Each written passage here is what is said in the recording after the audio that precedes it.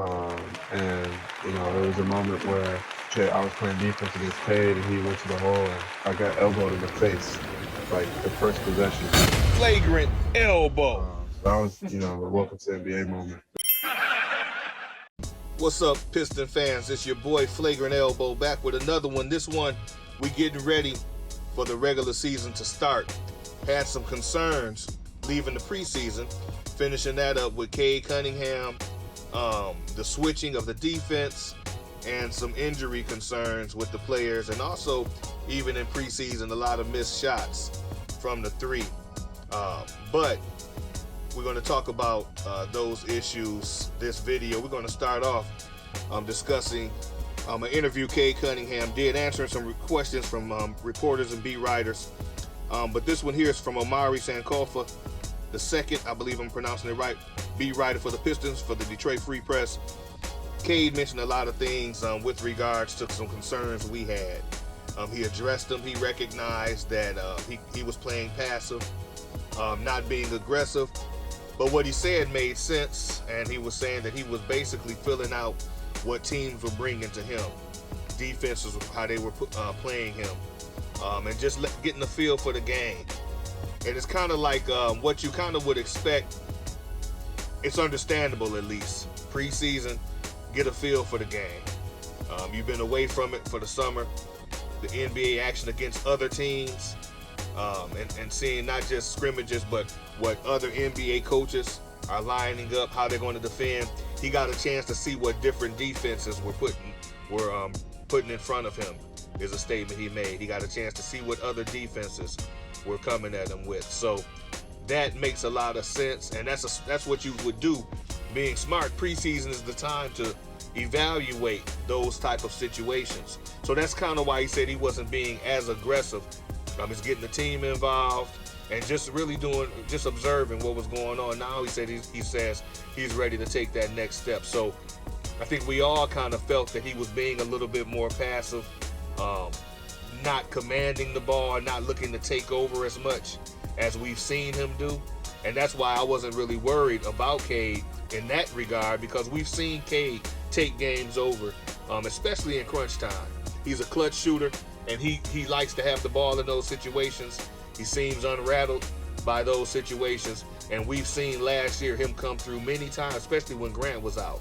We've seen Cade come through many times, so I wasn't concerned. It's preseason, but him being observant and seeing what was before him, and also helping his teammates, getting them involved, made a lot of sense.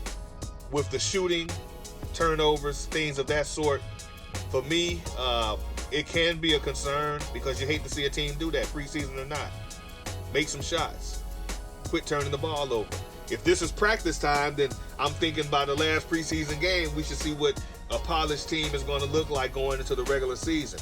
The problem with that evaluation and thinking like that with this team is, for one, it's a very young team. Casey says he doesn't want to use that as an excuse, and I understand that, but it's still a young team.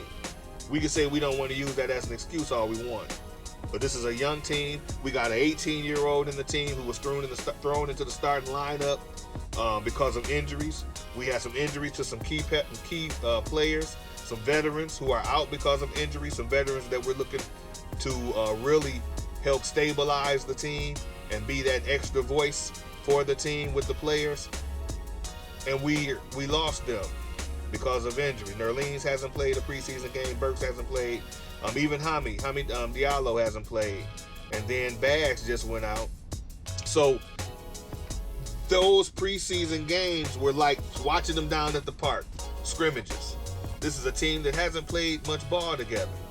Chemistry is going to have to be built, and it takes time to build good team chemistry. And then you bring in someone like Bojan Bogdanovic. The players don't know what he does other than shoot threes.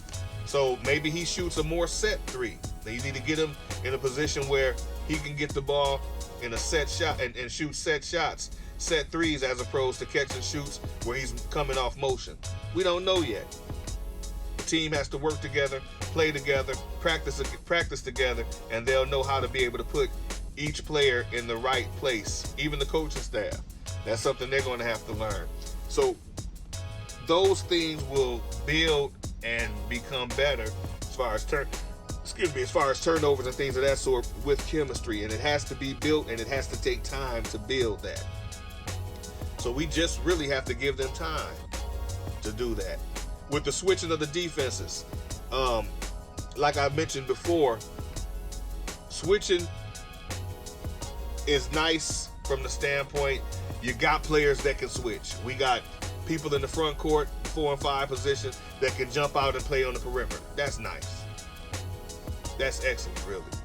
But the problem comes is when our backcourt players, point guards, shooting guard, small forward, are now forced to chase the big man into the paint. What happens then? Well, we get our guards in the early foul trouble, and we don't stop the big man in the paint. Therefore, we give up a lot of points in the paint, and the teams can suffer from that. You know, sometimes you can put so much emphasis on stopping teams from shooting threes that we're forgetting the basics of basketball. Stopping the ball from going in the hole, stopping high percentage shots. Those high percentage shots are right there in the painted area. So when we give that up and leave that wide open, or get mismatched down there because we're switching out our bigs, then that can be a problem. And that's what the Pistons are facing right now. So switching is fine in the right circumstance and the right situation, in my opinion. I don't mind switching, but in the right circumstance and the right situation. If you're going to switch to confuse the teams, a team coming in thinking that you're going to switch, but our bigs are rolling to the basket too. So now that could be a problem for them. You can keep a team off balance that way. But if teams are coming in and they setting their whole game plan against the Pistons switching all the time, it's going to be a long season.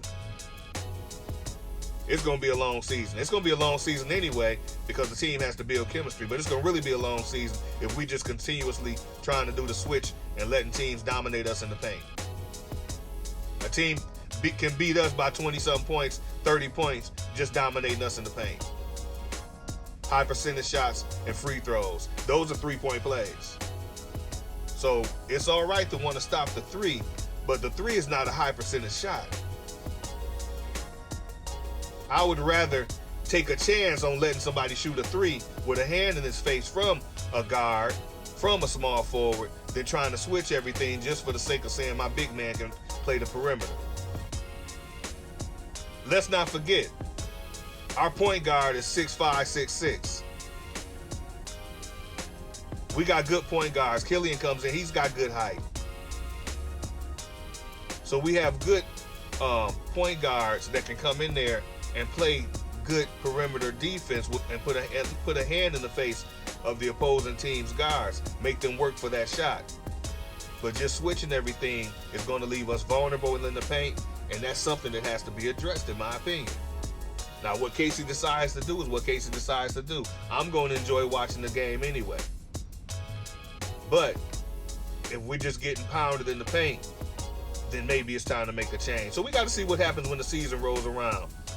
10, 15, 20 games in, we getting demolished, destroyed a lot, giving a lot of paints in the point up, then maybe it's time for a change. But we'll let those the coaches make that type of decision. But that's my opinion on that, on the switching. So other than that, we got some little ticky-tack injuries going into the regular season. Hopefully they'll fix those, get those players patched up so that they can be ready to roll. I want to see what a full roster looks like. I want to see what Burks looks like, getting buckets. Nerlens blocking shots. You know, him and Beef Stew are going to be nice. We got a preview of that with Duran and Beef out there, and they look nice at the 4 and 5. When they were able to stay in the paint and defend the rim, get rebounds, they look nice. So imagine Nerlens out there blocking shots, teaching Duran. Duran's going to have a lot of good class time with Duran, with Nerlens Noel out there teaching him. So it's gonna be some nice basketball. Like I said, some exciting basketball. Jaden Ivey is the deal. He's gonna learn to get his speed and turnovers under control. He didn't have many the first couple games, but then he started getting some. kind of playing a little bit out of control at times. But he'll learn. He'll figure all of that out.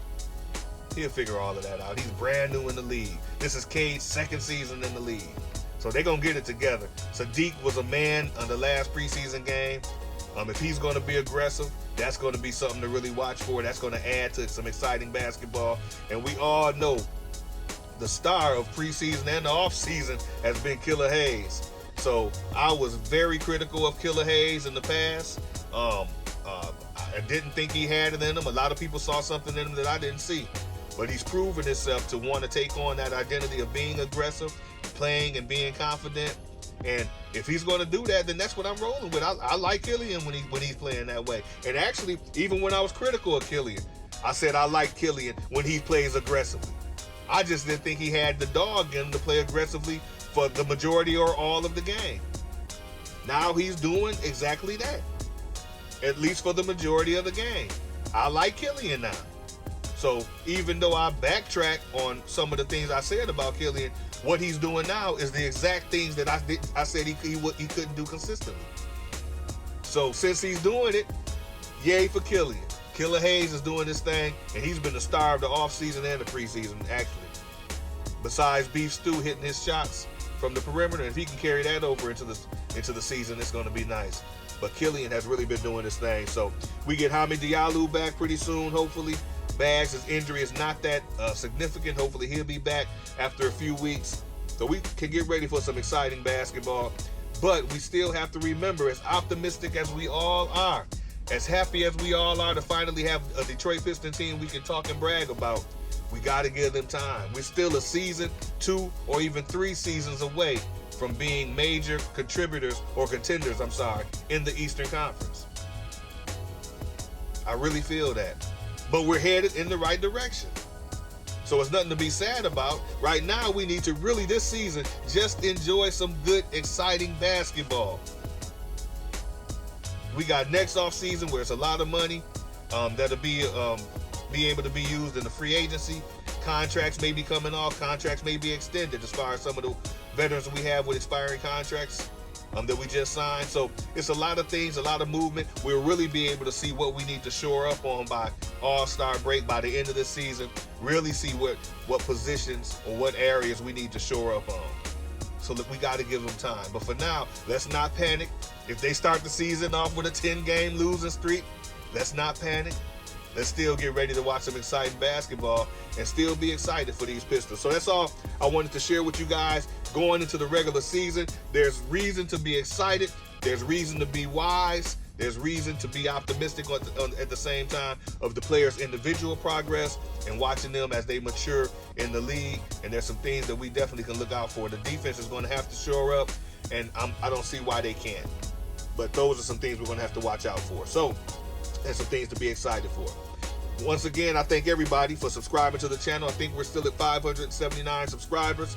Thank you all for that. Thank you all for your continued support. Let me know how you feel about going into the regular season after the preseason, what we've seen going 0-4 and some of the concerns. How do you feel about going into the regular season? And what are you looking forward to happening at the end of this season? Hey, losing some games and being back in the lottery, which wouldn't be a bad thing. Imagine being in the lottery and having a ton of money in off season next year. Woo! So let me know how you feel about everything that's going on with Detroit, with these Pistons. Leave it all in the comments. Once again, thanks again for 579 subscribers. It's your boy, Flagrant Elbow. Everybody, stay safe.